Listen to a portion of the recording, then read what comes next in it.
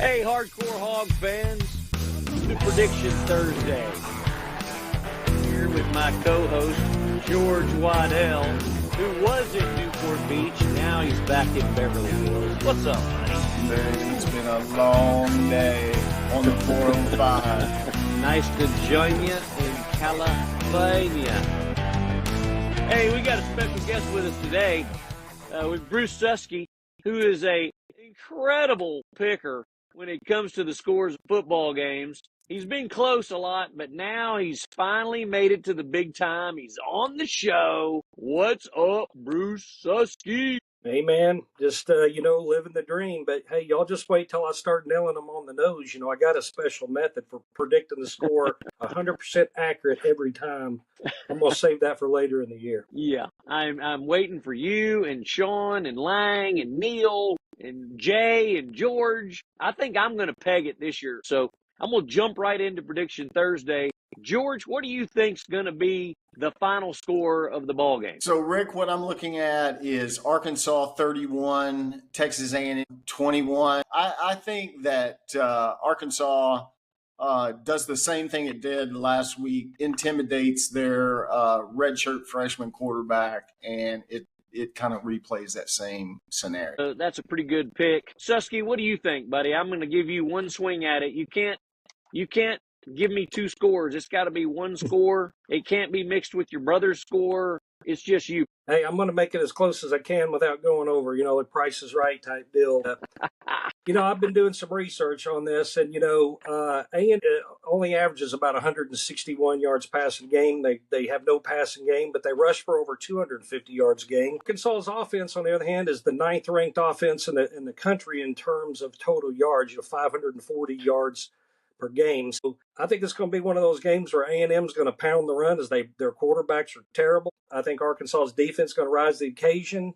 I'm predicting Hogs with a late score to go ahead 30-27, and we're going to hold them on downs as they're trying to get down the field to kick a field goal, and it's going to be a gut punch to the A&M fans leaving that stadium Saturday afternoon. I like it. I love the gut punch part. I'm going to be pretty conservative this week. I know you guys want me to be way out there with a 60-point prediction and all that. I'm going 24-17 Hogs. I am light. Listen, I think the defense is doing what it's supposed to do. You know me, I'm all about Petrino's offense. But I'm going to go conservative and go 24 points. Had a good conversation with a friend earlier. I believe we get 9 possessions, possibly 10. But if A&M can't find the pass game, which I doubt they will, it's going to be a run game, and it's going to be a slowed down pace. And remember, we run the ball a lot too. So you combine those two things, I think 24-17 is the conservative score for this one.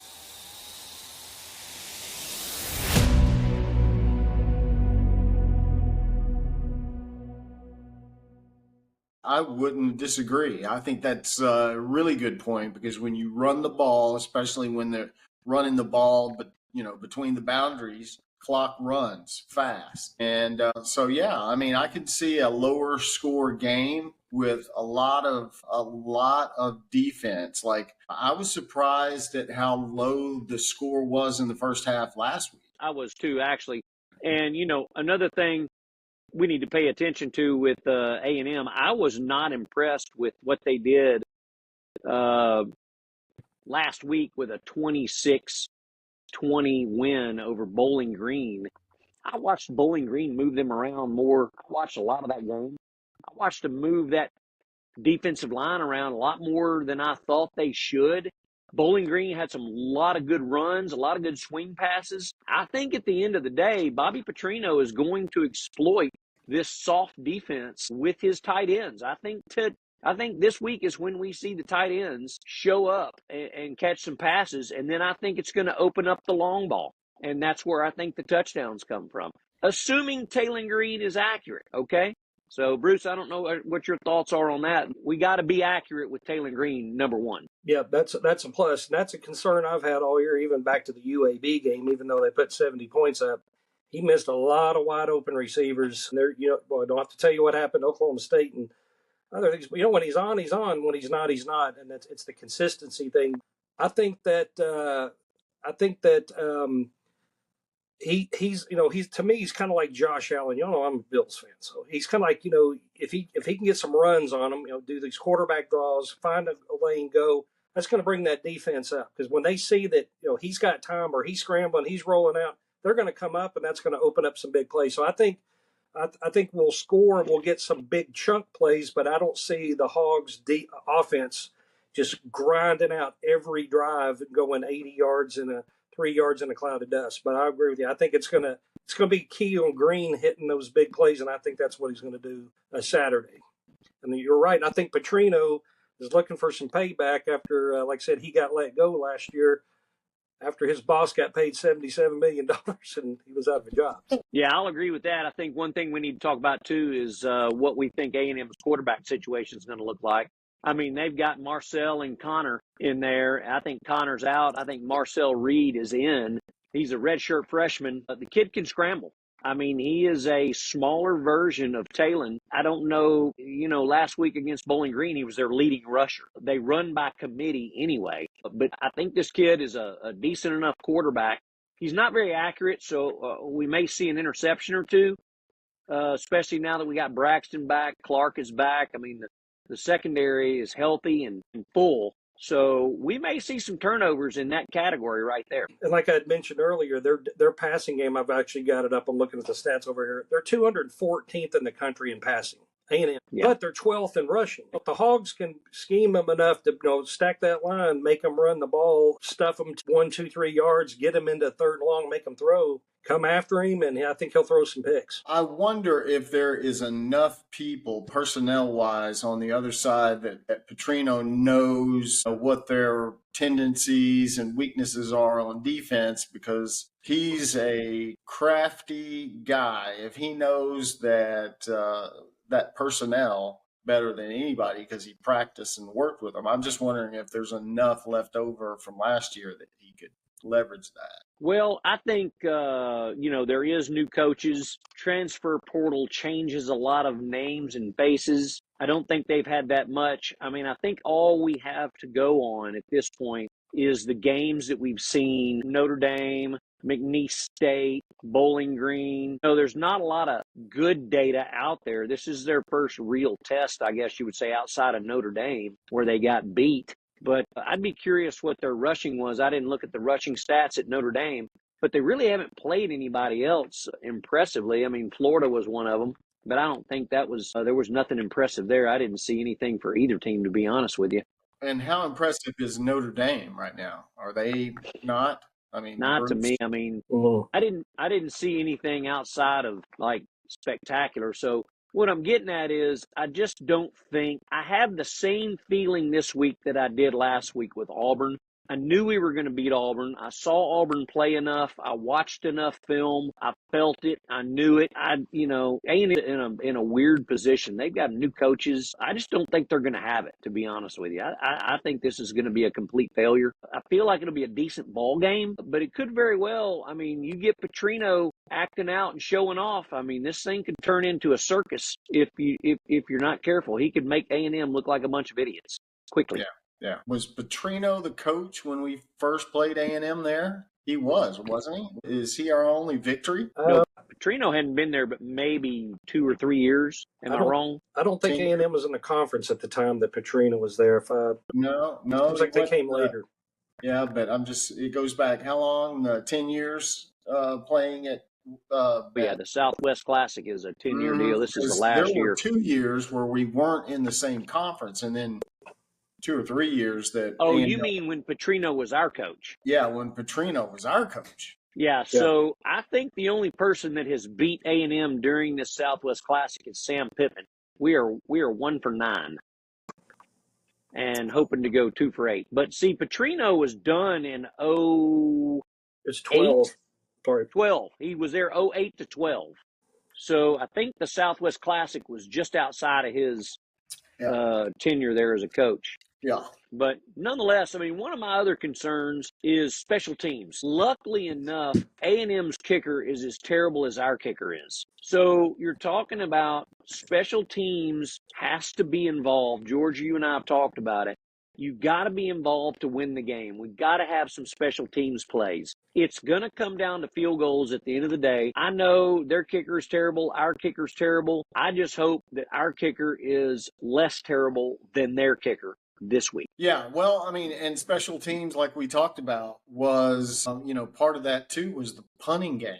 I mean, you don't like to brag on your punting game because it's such a perceived negative, but we flipped the field on them several times and there wasn't any catastrophic runbacks. And we covered punts better than I've ever seen and just right up the middle. So, I mean, there was that advantage in special teams, but to miss a couple of field goals is not going to help that score at all. Yeah, I think that punt team for sure did its job last week. I think there were 0 return yards on the punts. And actually, the fun fact is that the long snapper was the guy that went down the middle of the field and tackled the kid as soon as he caught the football. So to snap the football and get down the field dead center, untouched, and tackle the receiver that catches the punt, that's pretty impressive. And I think he did it all 3 times. That's awesome. What's the old saying we heard earlier? The shortest path down the field's right down the middle.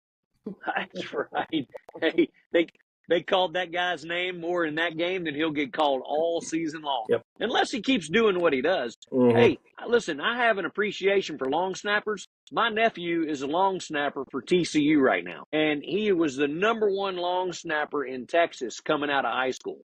So I have an appreciation for long snappers. I appreciate the job they do and the hustle they have. And this kid does his job and gets down the field and makes tackle. I mean, that's extra special right there. And how pissed? I hate to turn the conversation, but how pissed do you think the Texas A&M fans are that now Texas is in the conference and they don't have that perceived advantage anymore? Well, I mean, probably as pissed as Oklahoma and the rest of us. I mean, what are we now? 14, 16 teams, 16 teams deep. I mean, how many more are we going to add? I mean, it's like bank consolidation here. I feel like all the savings and loans have come together and formed one big giant bank, and now we're the SEC. No doubt. I mean, it's going to be very interesting to see what the conference looks like in 3 weeks because, you don't have Alabama as that dominating force on one side or LSU competing in that same spot 1-2. You got Texas and Oklahoma, which Oklahoma did show up against Tennessee, I might add. But there's, looking at the conference, two losses might get you in the playoffs with 12 teams in the Southeastern Conference. Yeah, that's a good point. I mean, you think about, when A&M was the only Texas team or from the state of Texas in the SEC, they used that as a recruiting tool. Hey, you get to play in the SEC, you come here, and that helped them a lot. But now you have Texas and I still even say Oklahoma is technically a Texas team. They consider themselves part of North Texas, more or less, for all intents and purposes. So, yeah, they now have 3 Texas teams or 2 other teams they're having to compete with. Yeah. Hey, and don't forget about the slippery sneaker northern adversary of ours, Missouri. Those kids are playing good football, and I like the Missouri team right now. So look out for the cookout. Missouri is no dog in this race. Who allowed Missouri to be a good football team? No doubt. I have no idea where that came from. That's why I think we're in some kind of demented universe because who allowed Tennessee to be good? Who allowed Tennessee to be good? Right. I thought they were dead for sure. But yeah, they're good. I mean, everybody across the board. Now, I mean, if Arkansas wins this game, all of a sudden people think, because throughout the schedule, like we do all the time as Arkansas fans, we might be able to beat this team. Everybody that comes across Arkansas says, we're going to beat Arkansas. It's just like their traditional victory, so we don't get that. We don't get that every year. We don't get to play a team that we just count on a victory every year. Well, we got Mississippi State, so don't forget about that. Well, in Mississippi State, is kind of and Ole Miss used to be that way a little bit. They were kind of a little bit down there for a while. But yeah, I just kind of feel like that, everybody's, we'll never beat Arkansas. I don't think that really crosses many people's in the conference mind. Yeah. Well, I'll be the first to admit when they first put Missouri in the conference, and I saw that would be Arkansas's regular new Thanksgiving weekend rivalry. It's like, boy, that's an easy win every year. I think Sean and I even talked about that. But you know what? What is Missouri 8-3 since they joined the conference against Arkansas? But you know what? These last 10 years have been the worst 10 years that I can remember cumulatively for the Razorback football program. I mean, we had some lean years. Yeah, no question. Absolutely. You got to remember, we fired a 10-win Houston Nutt. Yeah. And I mean, giddy up. It ain't been the same since. And then Bobby Petrino came in and did a great job. We thought we were on the up and up. And then, he flips his motorcycle out of nowhere. And then there we are in a tailspin again. Right. And then, Bielema was decent for a year. But then, I mean, it was a train wreck after that for a while. That's why I'm just holding on. I'm just bracing myself because I'm going, we got Sam Pittman, Bobby Petrino. T-Will is doing a fantastic job. And so I'm just holding on for please don't let something go wrong here. I mean, this is looking good so far. We're not out of the woods. I mean, we're just now actually getting into the woods. But I hope we come out of the woods. If we can come out of the woods unscathed and there's no controversy. Yeah. And listen, I'm the happiest Razorback fan there is. Yeah. So I hope that's what we see. Yeah. Yeah. I just, I really think that this is a really good chance to end this Jerry World's experiment for the last 10 years. I'm just glad that this thing is over because I really like being able to go back and forth and see, other teams. One thing before we close out was, where are people going in the second half during these football games? I have been watching these games and even Auburn's crowd in the third and fourth quarter, there were empty seats everywhere. And well, I've seen it at Razorback games, and it really bugs me. Here's one thing you got to understand in early season football is that sun that beats down on that stadium, and Auburn is no different. That sun that beats down on the west side of that stadium. You talk about we've played 4 2:30 games in a row, 2:30, 3 o'clock games in a row. And I don't care, Auburn or Arkansas, those stands are blazing hot. And that's part of the problem. If it's not a competitive game or it doesn't look like anything's going to happen, those fans that are in that direct sunlight, they're done. Like I say, George, their name is Lou, and they are through. They're out. So that's what you're seeing, is you're seeing the side of the stadium that's the sun side. If you look at the shade side, it's packed. I looked at it. I was at the game at UAB, and I saw the sun side of the stadium leave, and I looked at the shade side, and it was full. So I think that's what it is, especially depending on the score. Yeah, when you're barbecuing hog, you got to know you got to even the heat, right? Is that what? Yeah. Well, and I think that a lot of it too is that these games at a lot of places become social events, and got ice cold beer out in the car and you can put it on the TVs. You go to tailgates now, everybody's got a big giant flat screen TV out there, and beer flowing, hamburgers, you name it. So people just go for the first half and go celebrate the rest of the game, and leave at halftime and go out and watch the rest of the game at the car. I get it. I think as the time goes on, though, and the games get colder, I think these folks will be staying in the stands, especially if the game is competitive, which it ought to be moving forward from here. I mean, we're done with the patsies till the end of the season. So good. All right. Well, I feel better now. I feel better about the baked fans. Yeah. I think that's what you saw early on. Is you saw the crispy fans had to get up and go because it's just too much to bear. Listen, I had it on me for the whole first half of the UAB game, and in the second half, I finally got in the shade and I was comfortable and I stayed the entire game. But I'm telling you, that first half, that sun was beating on me. And I was looking for a way to get out of it. Can I go get a drink? Can I go get popcorn? Can I just get me out of the sun? Yeah. So I gotcha. Hey, and at Dallas, it's indoors, number one, and number two, there's plenty of big screens to stand around and watch. So you won't have them leaving early. Anybody going? You going? Dude, everybody's going. I'm not going. My daughter's going. Her friends are going. I'm not going. I'm funding it. I'm spending plenty of money at Jerry World to have the college kids go. But other than that, I'm not going. Well, I'm going to be at a sports bar in Cabo San Lucas watching it. It's on Saturday, so I'll be down in Mexico. So, and I'll be there in spirit. Absolutely. But you'll get this YouTube. You'll get the video before you leave. You leave tomorrow or the next day? That's Saturday.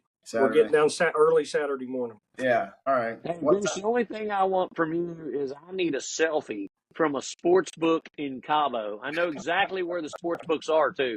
They're right next to that tiki bar that's out there in the middle of the little square that you're going to go to. There's a sports book right down the alleyway on the right. It's a big sports book. I need a selfie from the sports book. You watching the Hog game. I'm in. I'll post it. Yeah, there you go. Actually, that may be where I end up watching it. I'm actually not sure yet. So we'll be getting in around, I think, 11:30 noon, and give me a couple hours to get down there and find the game. Oh, well, look, I can tell you. Have you been to Cabo? You know where I'm talking about? Yeah. You see him? Oh, yeah. I go once or twice a year for about the last 10 years. Okay, yeah, that you know where I'm talking about. That little tiki bar that's in the middle of the square, just right down the alleyway. The great sports book. They'll put on any show you want. You might even have to cast it from your cell phone if they can't get the game. All right, fellas. I think that was a good prediction Thursday. Yes, sir. Well, Mr. Suskie, I certainly appreciate your time twice today. Yeah. We'll pick Paul up on the next one. Yeah. Are you still recording? Yeah. Oh yeah. No, I was just going to say, I didn't know if we got this in, but I'm just glad we don't have to play Auburn again, or at least 9 more times, because if we did, apparently it would be 1-9 before we played anybody else. So thank God we don't have to play Auburn again. According to Hugh Cool, right? What a schmuck. I'll be sure to get that in for sure. All right, George. Hey, we'll look to George to cut this thing up. It's going to take him the next 3.5 hours. Okay. And he'll have it posted by midnight Central Time. Midnight Central. Over now. So, hey.